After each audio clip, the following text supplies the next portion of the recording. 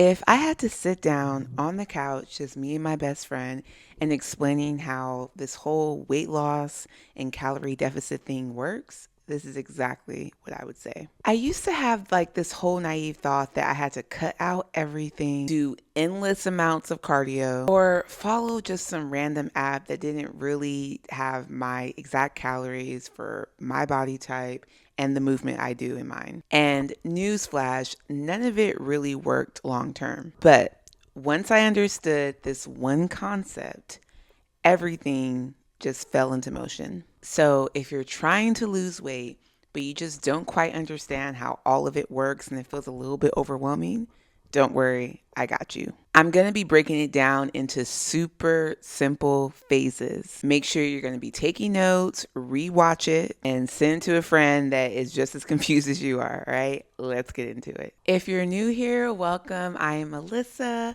and I am a fitness content creator, and I have lost over 70 pounds naturally, okay? In the span of 13 months. This is me at my absolute heaviest, over 235 pounds, and this is your girl now. So this is what I did, you guys, in order to have this transformation and to keep the weight off. A lot of people want to lose weight, but they don't maintain weight loss, okay? And that's the key. Phase 1 is going to be the fat loss formula. This is not some secret, okay? But this phase is often misunderstood. Let's start with the truth. Weight loss happens when you are consistently burning off more calories than you are eating. That's it.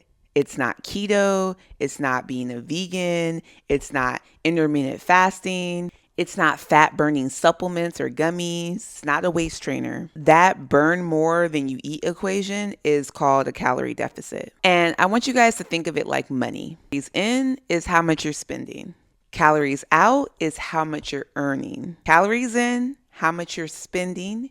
Calories out is how much you're earning. If you spend more than you earn, you're going to be in debt. And in this case, your body pays by using your stored fat for energy. But here's where people mess up. They slash calories far too low and they feel absolutely miserable and they're not able to maintain it.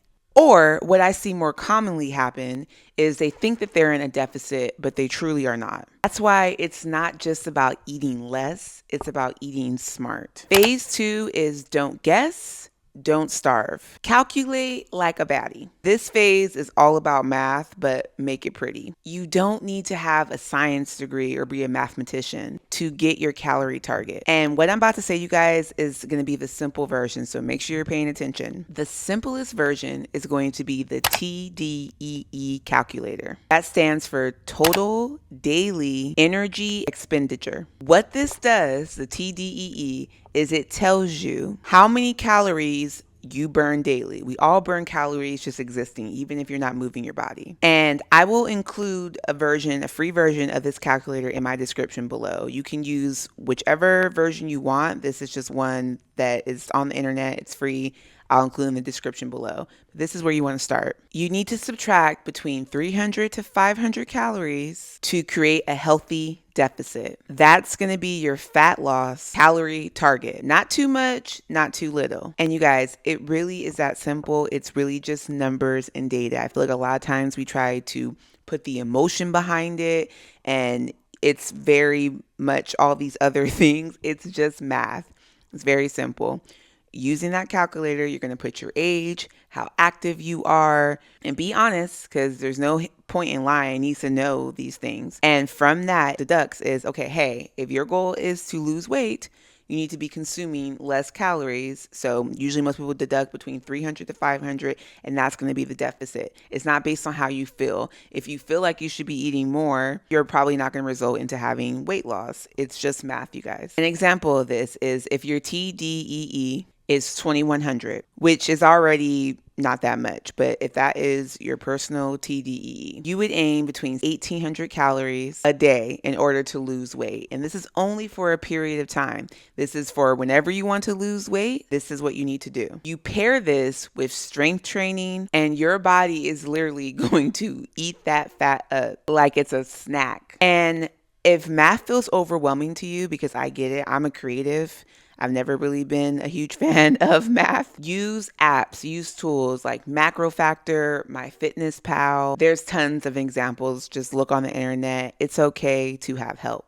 And let me be clear, okay? It wasn't until I locked this down and was in a calorie deficit that I lost weight.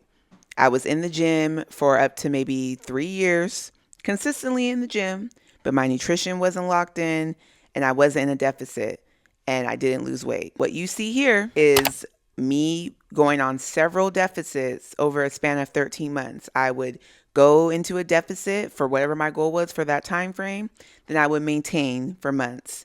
And then when I was ready to lose some more weight, I would do another deficit, usually between 8 weeks, and then I would maintain. I did this over and over again for 13 months, from 235 now to 165 by doing this method. Phase 3 is what I like to call eat more to lose more. This is going to be big plate energy. You should never be starving while you're in a deficit. This is a clear indication, red flag, you're not doing it right. Here's something that I always say. Volume eating is going to be the cheat code. It means eating a lot of lower calorie meals that are high nutrient dense foods that are going to keep you fuller for longer periods of time. Think leafy greens, cucumbers, zucchini, berries, egg whites, grilled chicken, Greek yogurt, chia pudding, air pop popcorn, cauliflower rice, okay?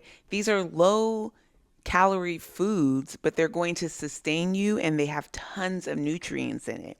If you are eating higher calorie foods that don't have nutrients in it, you're going to be hungry. That's why snacking, oftentimes, it results in you being starving. Like you feel like you hadn't really eaten because there's no nutrients in those foods. Here's a real life example. 2 slices of pizza, depending on where you're getting your pizza from, maybe around 600 to 800 calories, sometimes upward to 1,000 if we're being honest.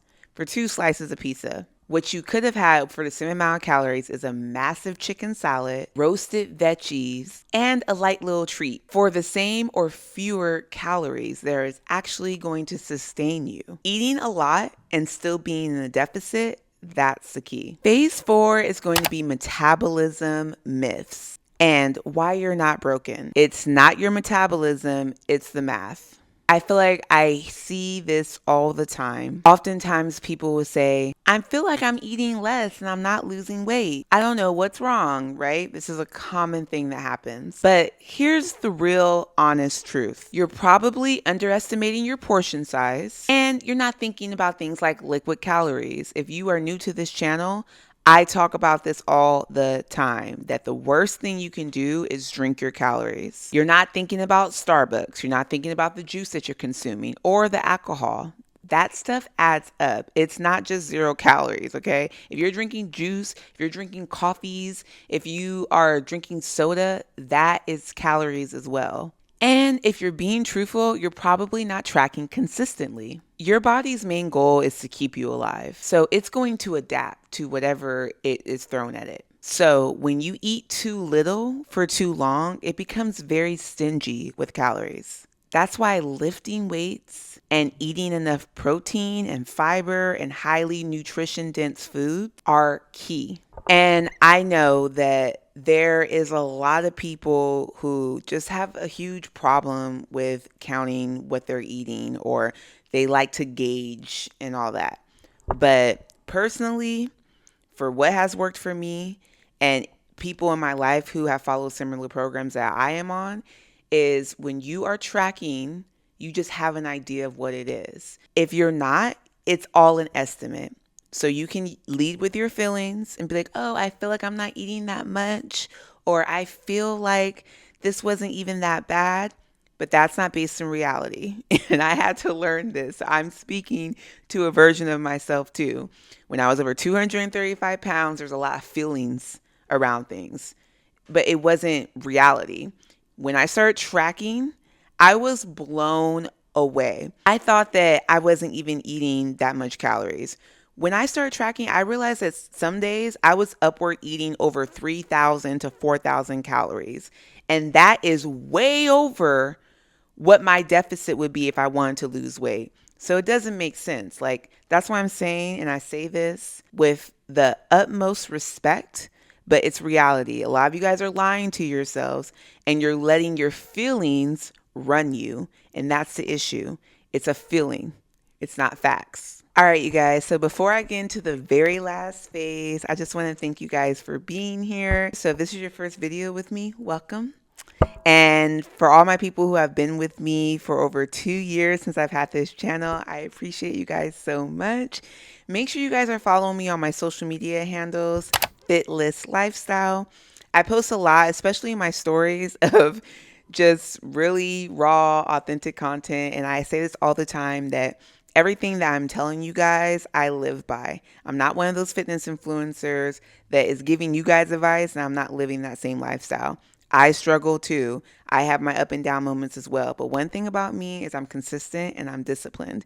And you will see that if you follow me on social. So make sure you follow me on Fitless Lifestyle.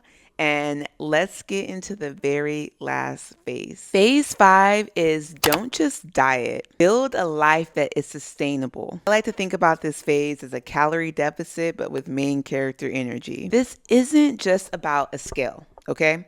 This isn't just about losing weight. This is truly about freedom. This is about getting to the point where you can eat out without guilt. You can travel without spiraling. And you can lose weight without completely losing a version of yourself that you admire. Here are some practical tips. I only want you guys to track until it becomes second nature. I don't think that you need to track all the time. I know when I went through like my first couple of cuts, and I was after I did the cut for a period of time, usually 8 weeks, and I was in maintenance mode, I would sometimes pick up weight again because I was still very early into my journey. So sometimes I would overeat once I wasn't tracking anymore, because the track gave me discipline. And I remember the first couple of times when I wasn't tracking, it kind of was a free for all, chaos ensued, right? But I would just continue to track again. And then I think I finally am at a point now that I don't need to track. I'm currently in maintenance mode, meaning that I'm 165 pounds and I'm maintaining that weight probably until the end of the year. And then I'll do another cut towards the end of this year where I'm going to be going down to 155 pounds, so around 10-pound weight loss. That's not until later, and I feel really comfortable about it. I weigh myself maybe every couple of days, once a week, and I've been on track. My scale hasn't fluctuated, so it took me a while to get here. That's why I'm suggesting you guys tracking isn't forever, but you do track for a period of time until you feel comfortable and you kind of understand food more and you know what you're consuming. Another practical tip is you want to eat 80% whole foods and 20% flex, okay? And this is crucial. Do I have snacks occasionally? Absolutely, right? I love sweets. That's kind of like my thing. So I love a dark chocolate caramel little cube things. I love a caramel apple. Like, I like the sweet treats, right? But 80% of my diet, you guys, 80% is whole, dense foods. 20% is treats. And that has been a key to my success on my journey. Before I lost the weight, when I was living a different lifestyle, it was the other way around. It was 80% junk food, 80% not highly processed food, 80% alcohol, 80% fattening, fried, right? That was most of my diet. And 20% was every now and then I would have some vegetables or have some protein here and there. And when I was honest with myself about that, that's when things change. A lot of people aren't being honest with their food and what they're consuming, right? It's like I said, it's a very emotional thing for people to kind of come to terms with their diet. But if you're watching this, I feel like you're strong enough and you're one of the people who actually wants to make a change. So look at your diet, look at what you're actually consuming, and evaluate, what are you doing? Are you 80% whole foods, 20% flex, or are you the other way around? And if you want to change, assess that and make the change. Another practical tip is strength training, at least at the bare minimum 3 days a week. I talk about this a lot on my channel. I would say nutrition was a huge, significant role in my weight loss, cleaning up my diet. But I work out 5 days a week. I'm in love with the gym. It's like my best friend, right? And working out taught me a lot. It helped me with discipline, and that discipline translated into other areas of my life. And I think that early on in my weight loss journey, I had the gym. I was still working out, but my nutrition was terrible and I didn't really have the discipline. And once I became consistent in the gym, really focused on showing up just week after week, month after month, when I didn't feel like it, when I wasn't in the best mood, when I just was consistent, that transferred over into my eating habits too. So, strength training in general, it's definitely going to help you with your weight loss journey. As women, we definitely should be losing weights. You lose so much bone density as you get older. It's a fact. So, working out, strength training, whether you're at home or at the gym, is going to be significant for this journey for you. And honestly, you're going to feel so much better. I used to feel very fragile, weak, not strong at all. And lifting weights has changed all of that. It has helped my confidence soar, and I genuinely am so much of a stronger woman. And that just trickles into all areas of my life. And the last practical tip is going to be sleep. Make sure you're hydrating yourself and trying to manage your stress levels. I know early on in my fitness journey, I was very disciplined. I made sure I showed up to the gym. My nutrition was getting locked in, but my sleep was a little bit inconsistent. And I know for a fact that sleep has such a huge component in all of this because I have been very disciplined with my sleep as of late. I've started, something new and I have to get up really early. I get up the last week. I woke up at 3:30. Yes, 3:30 in the morning. I was always an early riser though, but I wake up at 3:30 so I can get my workout in before I have to, go to work. And I am in bed by 7:30 on days that I do that because sleep is so important. And I can say because I've been so disciplined with my sleep, I wake up and I'm genuinely not tired. Like, first alarm, I'm up, I'm alert, and I'm ready to go. That's because I'm sleeping properly. There's been plenty of times in my past where that wasn't the case. I would wake up feeling groggy, often lethargic. For a long period of time, I used to do cold showers in the morning to help jolt me up. But that hasn't been the case. Sometimes throughout the day, I'll get a little tired. But in general, when I'm waking up, I don't feel tired because I'm getting enough sleep at night. You want to make sure you are hydrating, okay? If you are eating clean and you're working out, you're expending a lot of energy, you need to hydrate. It's going to do wonders for your skin and it just helps in general. We are mostly water anyway, so you need to be replenishing yourself. And I know that we all are going through various different things in your life, but managing your stress, accepting to control the things that you can control and everything outside of that is not your business, is going to do wonders for you. If you're still here, I hope something here clicked for you and that I broke it down in a way that was easy to understand. And you guys, this isn't super complicated, but for some people it definitely is a new thing, so I totally get that. So if you have to rewatch this, if you have any questions, make sure you leave them in the comments below. So like I said in the beginning, if I had to explain weight loss to my best friend, this is exactly how I would do it. Remember, track your food, stay consistent, and stop trying to rush this process. A calorie deficit is the start of your journey. It's just the start. It's not the whole story. We have to take action, okay? And you guys, I am rooting for you. Make sure you guys like, comment, and subscribe if this was helpful for you. It really lets the YouTube algorithm know that you are enjoying my content. So thank you in advance. And thank you guys so much for being here with me. And I will see you guys in my next video. Bye.